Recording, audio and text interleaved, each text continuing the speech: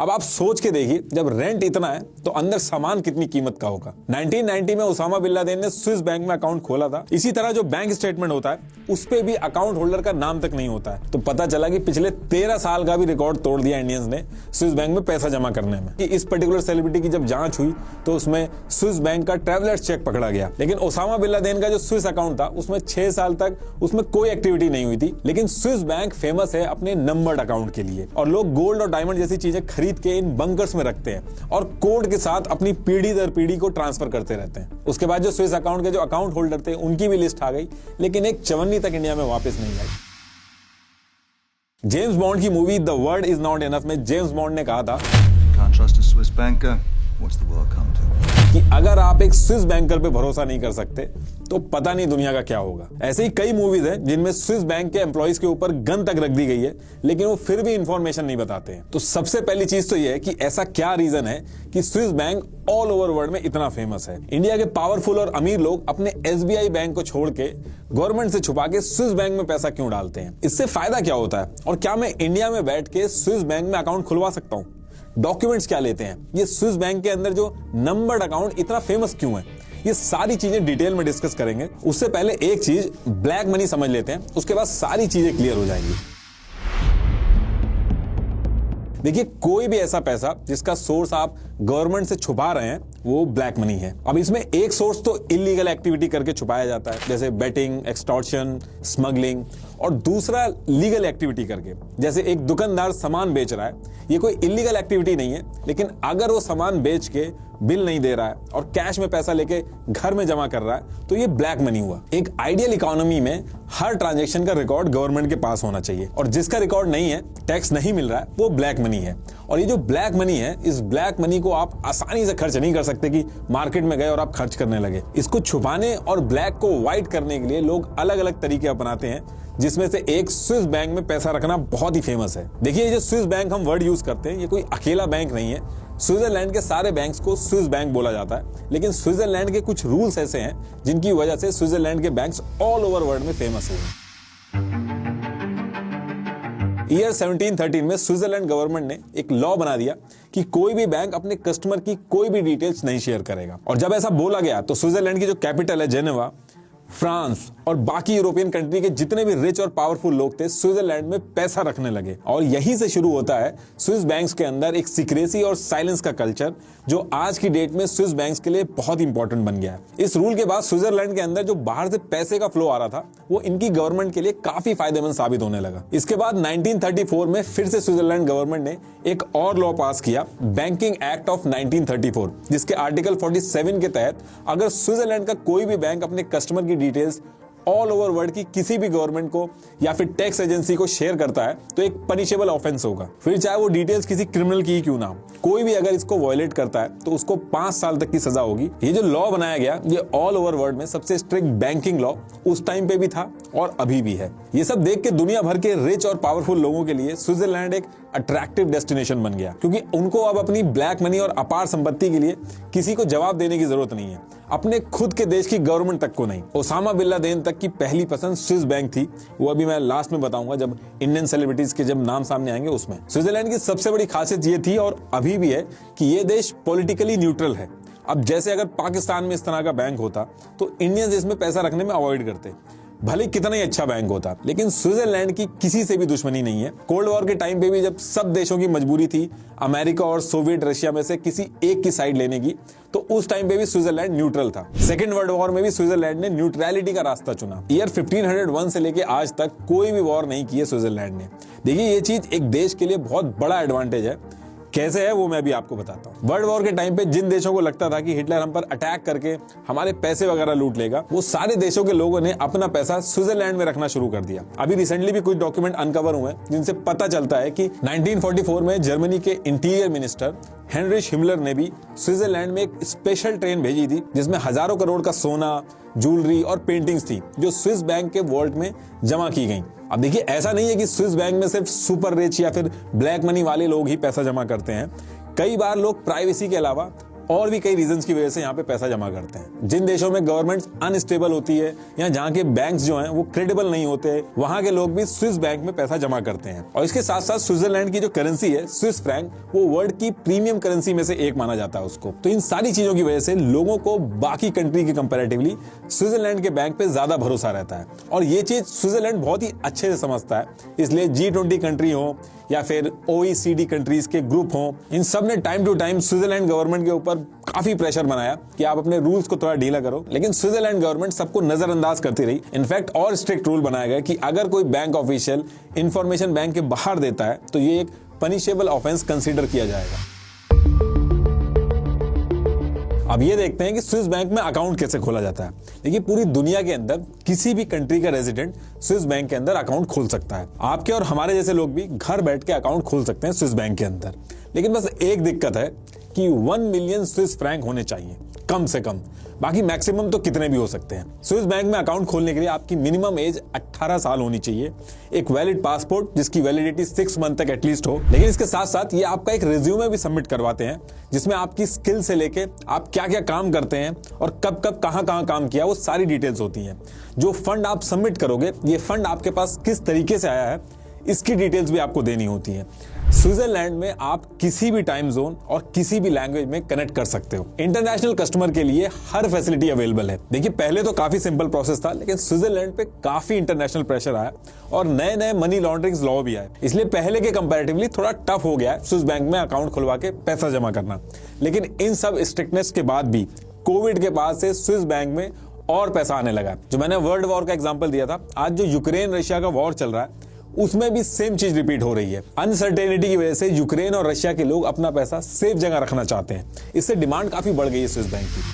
अच्छा, जब दुनिया भर में डिजिटलाइजेशन चल रहा था तब स्विस बैंक ने भी डिजिटल इंफ्रास्ट्रक्चर को ऑप्ट किया और यूजर्स को मोबाइल पेमेंट सिस्टम से जोड़ने की कोशिश की। 2020 स्विस पेमेंट सर्वे के हिसाब से स्विट्जरलैंड में लोगों ने कैश से ज्यादा मोबाइल पेमेंट सिस्टम को यूज किया। अब देखिए, भले ही स्विट्जरलैंड कितना ही आगे हो, लेकिन डिजिटलाइजेशन में हमारे इंडिया को पीछे करना किसी के बस की बात नहीं है। 2022 में इंडिया में 70 बिलियन डिजिटल पेमेंट्स हुई हैं, जो दुनिया में हाईएस्ट है। इंडिया में काफी स्ट्रॉन्ग इंफ्रास्ट्रक्चर बिल्ड हो चुका है जो इसको फैसिलिटेट करता है, जैसे फ्री चार्ज यूपीआई फास्ट और सिक्योर पेमेंट को पॉसिबल बनाता है। विद इन सेकेंड्स आप पैसा ट्रांसफर कर सकते हैं। इसको यूज करना बहुत ही ईजी है और कैश लेके घूमने की नीड नहीं है। QR कोड, फोन नंबर या UPI ID, इनमें से अगर एक भी चीज आपके पास है तो बड़ी आसानी से फ्री चार्ज यूज करके पैसा ट्रांसफर कर सकते हैं आप। और सबसे बेस्ट पार्ट इसका यह है कि कोई भी ऐप हो जो UPI को सपोर्ट करती है, फिर चाहे वो पेटीएम हो, Amazon हो, फोन पे हो, उस पे आप स्कैन करके पे कर सकते हैं। Use coupon code first UPI on your first UPI transaction with free charge and get flat 40 rupees cashback. Download and use the free charge app now. तो टॉपिक पे वापस आते हैं। अब देखिए, नॉर्मल जो अकाउंट है स्विस बैंक के अंदर वो तो कोई भी घर बैठे खुलवा सकता है। इंडिया से बैठ के हम लोग भी खुलवा सकते हैं अगर मिनिमम रिक्वायरमेंट हम लोग पूरी करते हैं तो। लेकिन स्विस बैंक फेमस है अपने नंबर्ड अकाउंट के लिए। ये वो अकाउंट है जिसमें पावरफुल और रिच लोग पैसा रखते हैं। नंबर्ड अकाउंट को खुलवाना आसान नहीं होता, इसके लिए आपको एक बार फिजिकली विजिट करना होगा स्विट्जरलैंड के अंदर, और इस नंबर्ड अकाउंट में आपकी प्राइवेसी का पूरा ध्यान रखा जाता है। दुनिया की कितनी भी पावरफुल गवर्नमेंट हो, अगर टैक्स रिलेटेड इंफॉर्मेशन एक्सचेंज करने का जो एग्रीमेंट है वो अगर स्विट्जरलैंड के साथ नहीं है तो स्विस बैंक आपकी कोई भी इंफॉर्मेशन किसी भी कीमत पे शेयर नहीं करेगा। ये जो नंबर्ड अकाउंट होता है, इसकी खासियत ये होती है कि नाम की जगह एक कोड मिलता है। बैंक के सिर्फ कुछ लोगों के अलावा किसी को भी पता नहीं चलता कि इन अकाउंट्स में क्या हो रहा है। नॉर्मली अगर किसी को पैसा भेजना होता है तो इंडिया में आदमी का नाम, account number, IFSC code, branch वगैरह ये सब चाहिए होती है। लेकिन नंबर्ड अकाउंट जो होता है स्विस बैंक का, उसमें खाली एक नंबर शेयर करना होता है और सारा काम हो जाता है। सिर्फ कुछ चुनिंदा बैंक के जो ऑफिशियल्स होते हैं, सिर्फ उनके पास ये डिटेल होती है, बाकी इसकी डिटेल किसी के पास भी नहीं जाती है। नंबर्ड अकाउंट में regulatory compliance, anti money laundering, obligations वगैरह सब चेक होती है। ऐसा नहीं है कि कोई भी उठ के गया और पैसा जमा करके आ गया, प्रॉपर वेरिफिकेशन होता है। और एक बार जब सारा कुछ चेक होने के बाद आपका अकाउंट स्विस बैंक के अंदर खुल गया तो उसके बाद कस्टमर की जो आइडेंटिटी है उसको बचाना स्विस बैंक की प्रायोरिटी में सबसे ऊपर होता है।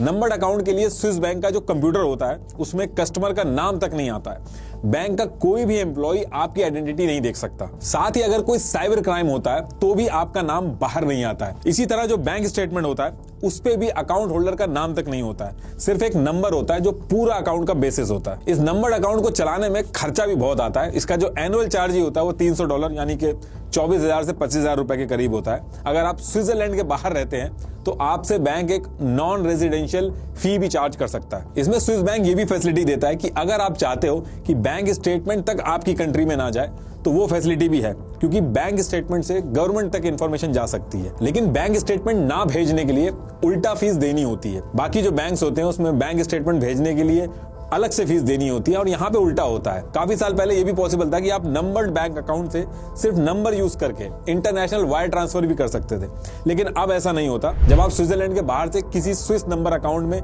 पैसा ट्रांसफर करते हो तो स्विस बैंक को आपकी आइडेंटिटी उस फॉरेन बैंक के साथ शेयर करनी होती है। और जब एक दो केस में डिटेल्स लीक हुई तो इस चीज को भी बंद कर दिया गया। नंबर्ड अकाउंट जब आप स्विस बैंक में खुलवाते हो तो आपको चेक बुक तक नहीं मिलती है, क्योंकि इससे नंबर्ड अकाउंट का पूरा पर्पस खराब हो जाएगा। आपके अकाउंट में जो ट्रांजेक्शन होगी उसकी पूरी ट्रेल पकड़ी जा सकती है। तो स्विस बैंक इसकी जगह पे ट्रैवलर्स चेक देता है जो स्विस बैंक खुद इशू करता है। उसमें अमाउंट पहले से ही मेंशन होता है, सारी डिटेल्स मेंशन होती हैं। उसको आपको बस एक करेंसी की तरह यूज करना होता है। हो सकता है आपने कई बार न्यूज में भी सुना हो कि इस पर्टिकुलर सेलिब्रिटी की जब जांच हुई तो उसमें स्विस बैंक का ट्रैवलर्स चेक पकड़ा गया, लेकिन इस पर्टिकुलर ट्रैवलर्स चेक के लिए भी बैंक आपसे 1% अलग से कमीशन लेता है। स्विस बैंक के नंबर्ड अकाउंट में आप एक सेफ डिपॉजिट बॉक्स भी रेंट कर सकते हो जिसमें सामान रखा जा सकता है। सेफ डिपॉजिट बॉक्स हमेशा बैंक अकाउंट से कनेक्टेड रहता है। बड़े बड़े लोग अपनी कीमती चीजें दुनिया से छुपा के यहाँ पे रखते हैं। स्विस बैंक कुछ स्पेशल कस्टमर्स के लिए एक सीक्रेट बैंक वॉल्ट भी देता है जो कि अंडरग्राउंड बंकर्स में होते हैं। इसमें स्टोरेज फैसिलिटी होती है जहाँ पे लोग गोल्ड, डायमंड्स और वैल्यूएबल फिजिकल आइटम्स पूरी दुनिया से छुपा के रख सकते हैं। इनमें से ज्यादातर अंडरग्राउंड बंकर्स स्विट्जरलैंड के माउंटेन्स में लोकेटेड हैं। ये मिलिट्री बंकर्स हैं जिनको कभी मिलिट्री ने बनाया था और बाद में स्विस बैंक ने खरीद लिया इनको। ये बंकर्स हर किसी को नहीं मिलते हैं, सिर्फ उन क्लाइंट्स को मिलते हैं जिन्होंने कई तरह के सिक्योरिटी क्लियरेंस पास किए होते हैं। इनमें से कुछ बंकर्स को जानबूझ के रोड की जो कनेक्टिविटी है उससे काट दिया जाता है। यहाँ पर सिर्फ प्लेन्स या फिर हेलीकॉप्टर से ही जाया जा सकता है। इस लेवल की सिक्योरिटी मिलती है। ये जो वॉल्ट्स हैं करीब $5 लाख में रेंट पे मिलते हैं। अब आप सोच के देखिए, जब रेंट इतना है तो अंदर सामान कितनी कीमत का होगा। लेकिन दुनिया के अंदर बहुत ही रिच लोग हैं, ये सारे वॉल्ट्स आराम से रेंट आउट हो जाते हैं। 2008 की फाइनेंशियल क्राइसिस के बाद लोगों का करेंसी से विश्वास कम हुआ और लोग गोल्ड और डायमंड जैसी चीजें खरीद के इन बंकर्स में रखते हैं और कोड के साथ अपनी पीढ़ी दर पीढ़ी को ट्रांसफर करते रहते हैं। अब देखिए, कुछ ऐसी भी सिचुएशन होती है जिसमें जो स्विस बैंक है वो अपने कस्टमर्स की इंफॉर्मेशन फॉरेन गवर्नमेंट्स को भी देता है, लेकिन गवर्नमेंट के पास सब्सटेंशियल क्रिमिनल एलिगेशंस होने चाहिए। टैक्स चोरी वगैरह ये सब जो चीजें होती हैं स्विट्जरलैंड में एक बड़ा क्राइम नहीं समझा जाता है, इसलिए अगर टैक्स चोरी का केस होता है तो उसमें इंफॉर्मेशन नहीं दी जाती है। लेकिन स्विस बैंकर्स एसोसिएशन की वेबसाइट के हिसाब से अगर money laundering, criminal organization theft, blackmailing ये सारे केसेस होते हैं तब इंफॉर्मेशन शेयर की जा सकती है। लेकिन सिर्फ इंफॉर्मेशन शेयर की जाएगी, ऐसा नहीं कि सारा पैसा उठा के वापस दे दिया जाएगा। ये इंफॉर्मेशन सिर्फ इसलिए दी जाती है ताकि क्रिमिनल एक्टिविटी जो है उसको पकड़ा जा सके। और पहले तो ये भी नहीं था, किसी भी सिचुएशन में इंफॉर्मेशन स्विस बैंक वाले नहीं देते। स्विस बैंक की एक और खास बात है, दुनिया के बाकी बैंक्स में जब आप पैसा रखते हो तो कस्टमर को इंटरेस्ट मिलता है। जैसे इंडिया में 2.5% से लेके 7% तक इंटरेस्ट मिलता है, लेकिन स्विस बैंक में इंटरेस्ट -0.75% मिलता है, यानी कि उल्टा इंटरेस्ट देना होता है। अगर 1 लाख रुपए हैं तो 750 रुपीज उल्टा आपको देना पड़ेगा बैंक को। लेकिन इसके बाद भी जो लोग स्विस बैंक में अपना पैसा रखते हैं वो मुनाफे में रहते हैं। एक्चुअली इसके पीछे रीजन है वहां की स्ट्रॉन्ग और स्टेबल करेंसी। जैसे अभी एक स्विस फ्रैंक जो है वो 88 रुपीज का है, लेकिन 2010 में एक स्विस फ्रैंक 44 रुपीज का था। यानी कि अगर किसी ने 2010 में अपनी करेंसी स्विस फ्रैंक में कन्वर्ट करा के स्विस बैंक में जमा कराई होगी तो अब उसकी वैल्यू 2023 में डबल हो गई होगी। स्विट्जरलैंड की इकोनॉमी भी बाकी देशों से काफी अलग है। बाकी देशों में इन्फ्लेशन बढ़ता है, लेकिन इनके यहाँ पे नेगेटिव इन्फ्लेशन होता है, और अगर कभी हुआ भी तो ज्यादा से ज्यादा 1% तक रहेगा। अभी जब 2022 में जब हर कंट्री का बुरा हाल था तब भी जाके स्विट्जरलैंड में इन्फ्लेशन 1.31% तक हुआ था। स्विट्जरलैंड की जो इकोनॉमी है वो इतनी स्टेबल और फूल प्रूफ है कि हर आदमी उस इकोनॉमी के साथ एसोसिएट होना चाहता है। सेफ्टी की सेफ्टी और वैल्यू बढ़ेगी वो अलग से।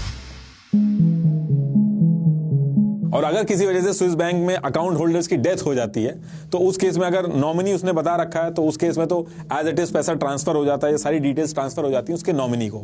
लेकिन अगर नॉमिनी नहीं है और अकाउंट होल्डर की डेथ हो जाती है तो स्विस बैंक को पता ही नहीं चल पाता है, क्योंकि स्विस बैंक अपने आप किसी भी अकाउंट होल्डर को कांटेक्ट नहीं करता है, क्योंकि अकाउंट होल्डर की सीक्रेसी रिवील हो सकती है जिस भी कंट्री में जाके वो पता करेंगे इस वजह से। लेकिन अब स्विस बैंक में ये रूल है कि अगर 10 साल तक कोई एक्टिविटी नहीं होती है किसी भी स्विस बैंक के अकाउंट में तो उसके बाद जो स्विस बैंक है वो अकाउंट होल्डर को कांटेक्ट कर सकता है, और अगर कांटेक्ट करने के बाद भी अकाउंट होल्डर नहीं मिलता है तो उस अकाउंट को ब्लॉक कर दिया जाता है। वर्ल्ड वॉर के टाइम पे भी लाखों अकाउंट के साथ ऐसा ही हुआ था, लेकिन ओसामा बिन लादेन का जो स्विस अकाउंट था उसमें 6 साल तक उसमें कोई एक्टिविटी नहीं हुई थी। उस टाइम पे स्विस बैंक ने उसको ब्लॉक कर दिया था। 1990 में ओसामा बिन लादेन ने स्विस बैंक में अकाउंट खोला था और 1997 तक उसने उस अकाउंट में कोई एक्टिविटी नहीं की थी, और 1997 में ही स्विस बैंक ने ओसामा बिन लादेन के अकाउंट को ब्लॉक कर दिया था, क्योंकि उस पर्टिकुलर टाइम पे 10 साल वाला कोई सेट रूल नहीं था। और अमेरिका के ऊपर भी बहुत ज्यादा प्रेशर था कि अलकायदा का जो पैसा है वो स्विस बैंक में पड़ा है और स्विस बैंक को उसको ब्लॉक करना चाहिए। तो टोटल $25.5 मिलियन अलकायदा का स्विस बैंक ने ब्लॉक कर दिया था।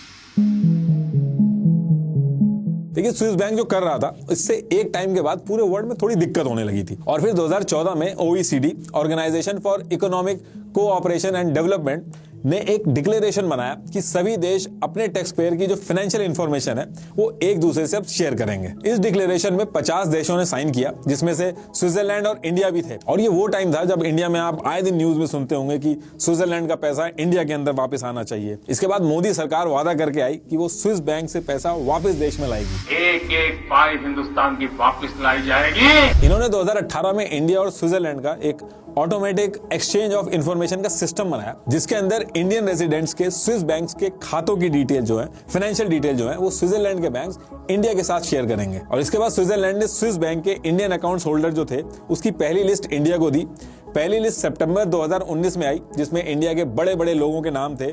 दूसरी लिस्ट अक्टूबर 2020 में, तीसरी लिस्ट अक्टूबर 2021 में आई और चौथी लिस्ट अक्टूबर 2022 में आई। और ये जो लिस्ट आई थी इसमें स्विट्जरलैंड के फेडरल टैक्स एडमिनिस्ट्रेशन ने इंडियन सिटीजन के नाम, address, country of residence, tax identification number, account balance और बैंक की काफी डिटेल्स शेयर की थी। लेकिन ये जो लिस्ट आई थी इनका कोई भी फायदा नहीं हुआ, क्योंकि एग्रीमेंट के हिसाब से ये डेटा सिर्फ टैक्स पर्पस के लिए आया था इंडिया के अंदर, और ये सारी डिटेल्स सिर्फ और सिर्फ central board of direct taxes CBDT इसके पास रखा जाएगा और वो ही इस पे कुछ एक्शन ले सकता है। OECD की गाइडलाइंस के हिसाब से इस डेटा को पब्लिक नहीं किया जा सकता। तो लिस्ट तो आ गई, सबके नाम भी आ गए, लेकिन इसको बताया नहीं जा सकता। और जो लिस्ट आई थी इसमें एक चीज और थी कि ये उन्हीं बैंक अकाउंट्स की लिस्ट थी जो अकाउंट ऑफिशियली इंडियन सिटीजन के नाम से थे। लेकिन ब्लैक मनी को जो इंडिया के बाहर ले जाने का जो काम था उसमें मेन रोल तो उन बड़े खिलाड़ियों का था जिन्होंने as an Indian citizen account ही नहीं खुलवाए, बल्कि कई छोटी छोटी कंट्रीज हैं जहां पे रूल्स बहुत ही हल्के हैं, वहां के सिटीजन बन के स्विस बैंक में अकाउंट खुलवाए। ऐसा भी बोला जाता है कि जब स्विट्जरलैंड पे अकाउंट इन्फॉर्मेशन शेयर करने का प्रेशर